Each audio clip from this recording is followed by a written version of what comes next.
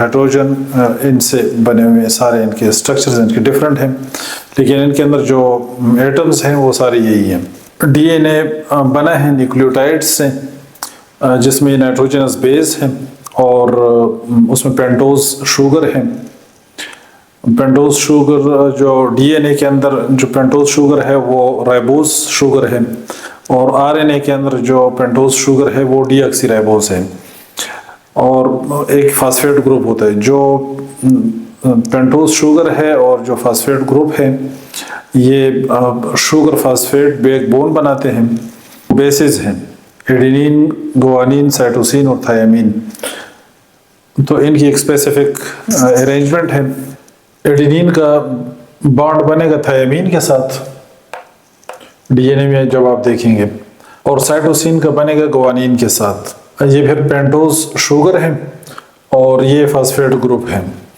تو یہ sugar phosphate back bone ہے، اور یہ ایڈینین تھائامین یہ نائٹروجنس بیسز ہیں۔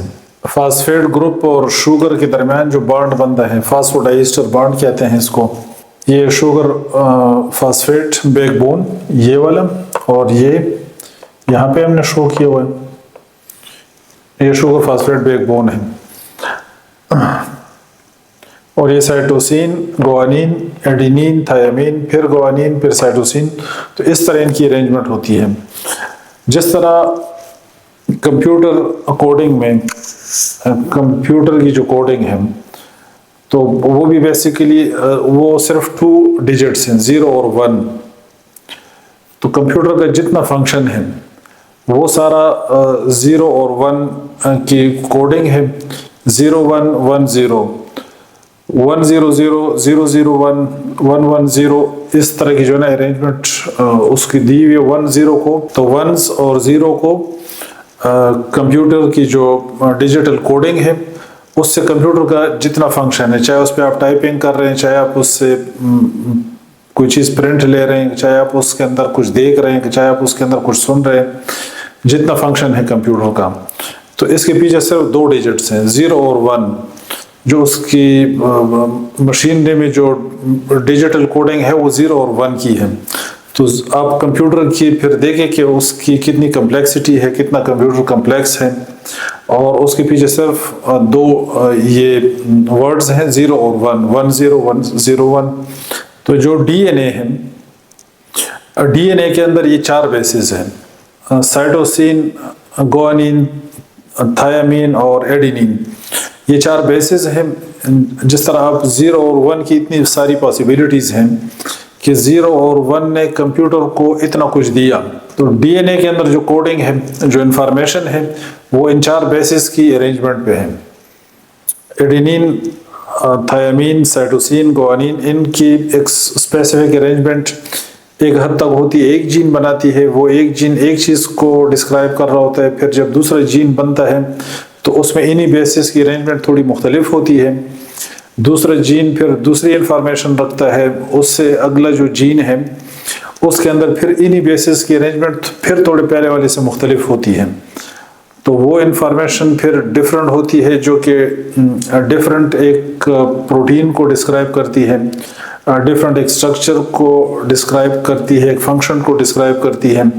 تو یہ 4 بیسز کی جو ارینجمنٹ ہے، تو ایڈینین، گوانین، سائٹوسین، تھائامین، ان کے جو بیس پیئرز بنتے ہیں ڈی این اے کے اندر، یہ 3 بلین بیس پیئرز ہیں۔ ہیومن جینوم میں 3 بلین بیس پیئرز ہیں جو کہ 46 کروموسومز میں ارینج ہوتے ہیں، اور یہ پورے ہیومن جینوم کو ڈیفائن کرتے ہیں۔ تو ڈی این اے اتنا ایک ونڈرفل اسٹرکچر جو کہ اتنا چھوٹا ہے، آپ سیل کو مائکروسکوپ کے بغیر نہیں دیکھ سکتے ہیں۔ سائٹوپلازم ہے، پھر نیوکلیس ہے، نیوکلیس کے اندر پھر ڈی این اے ہے، تو ڈی این اے کا سائز کتنا چھوٹا ہوا، یعنی پورے ایک سیل کا جو ٹوٹل ڈی این اے ہے اس کی 2 سینٹی میٹر لینتھ بنتی ہے۔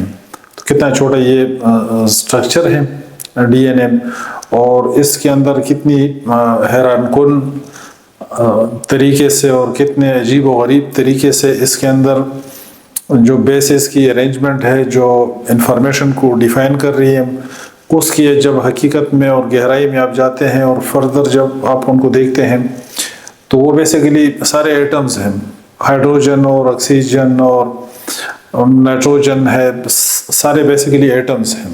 ان نان لیونگ ایٹمز اور مالیکیولز کو کتنے عجیب و غریب انداز سے اور کتنے سوفسٹیکیٹڈ طریقے سے ان ایٹمز کو، ان مالیکیولز کو ایک ترتیب دی گئی ہے کہ اس کے اندر کوڈنگ ہے، ڈیجیٹل کوڈنگ ہے، جو کہ ایک پوری ایک یونیورس ہے، انفارمیشن کا ایک سمندر ہے۔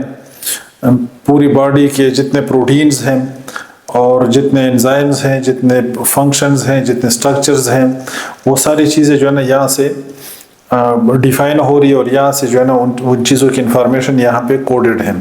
تو یہ ونڈرفل سٹرکچرز، یہ سیل، یہ نیوکلیس، یہ کروموسومز، یہ ڈی این اے، یہ ڈیجیٹل کوڈنگ، یہ اتنا سوفسٹیکیٹڈ یہ سسٹم، تو یہ جتنی ساری چیزیں ہیں یہ اتفاقاً نہیں ہے جس طرح ملحدین کہتے ہیں کہ یہ ساری چیزیں زمانے کے ساتھ ساتھ تبدیلیاں آتی گئی اور یہ چیزیں اس طرح خود بخود بنتی گئی، اور پہلے خلیہ تھا اور خلیہ کے بعد پھر تبدیلی آئیں اور پھر یہ چینجز آئے، 45 لاکھ سال گزر گئے اور 2 کروڑ سال بیچ میں گزر گئے اور پھر اس سے یہ چیز بن گئی، اس سے یہ چیز، اس طرح کی بات نہیں ہے۔ یہ چیزیں ڈیزائنڈ ہیں اور ان چیزوں کے پیچھے ایک محیر العقول ہستی نظر آتی ہے، جس کی طرف قرآن نے بار بار متوجہ کیا کہ آپ ان میں غور کریں، ان آسمانوں میں، زمین میں، ان دریاؤں میں، سمندروں میں، انسانی جسم میں، ان چیزوں میں آپ غور کریں تو آپ کو اللہ تعالیٰ کے وجود، اس کی وحدانیت کی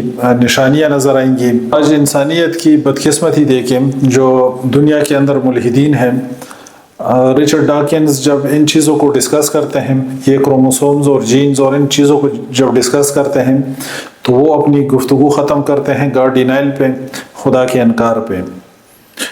تو یہ ایک بدقسمتی ہے اور عقل کی بھی خطا ہے کہ جن چیزوں سے، جو چیزیں آپ کو حیرت میں ڈالتی ہیں اور جو چیزیں آپ کو غور و فکر پہ مجبور کرتی ہیں کہ یہ اتنا بڑا آرگنائز سسٹم جس میں ساری چیزیں سیٹ آ رہی ہیں، آپ آسمانوں کا نظام دیکھیں، زمین کو دیکھیں، دریاؤں کو دیکھیں، بارشوں کو دیکھیں، دن رات کا نظام دیکھیں اور ان سب کا آپس میں کنیکشن دیکھیں، پھر آپ اسپیشلی ہیومن بینگز کو دیکھیں، تو یہ ساری چیزیں خود بخود اور اتفاقاً یہ کس طرح ممکن ہے، یہ کیسے ہو سکتا ہے۔ آج ہم نے ڈی این اے کے بارے میں مختصر بالکل سطحی قسم کی گفتگو کی۔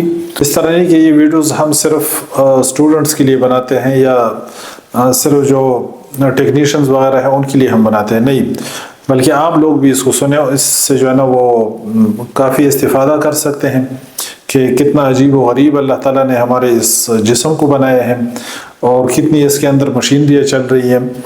یعنی آنکھ کو آپ دیکھیں، آنکھ کے اندر 20 لاکھ فنکشننگ یونٹ ہیں، آنکھ کے اندر 20 لاکھ فنکشننگ یونٹ ہیں۔ پھر اس طرح آپ باڈی کا کوئی بھی سسٹم لے لیں، اس کے اندر جو ہے نا اس طرح کے لاکھوں فنکشننگ یونٹس چل رہے ہوتے ہیں۔ تو نیکسٹ اوکیزن پہ انشاءاللہ ہم ٹرانسکرپشن اور ٹرانسلیشن جو پروٹین سنتھسس ہے تو وہ بھی بڑا انٹرسٹنگ ہے، تو ہمارے ساتھ رہیں، ویڈیوز دیکھتے رہیں۔ سبحانک اللہم و بحمدک، اشہد ان لا الہ الا انت، استغفرک و اتوب الیک۔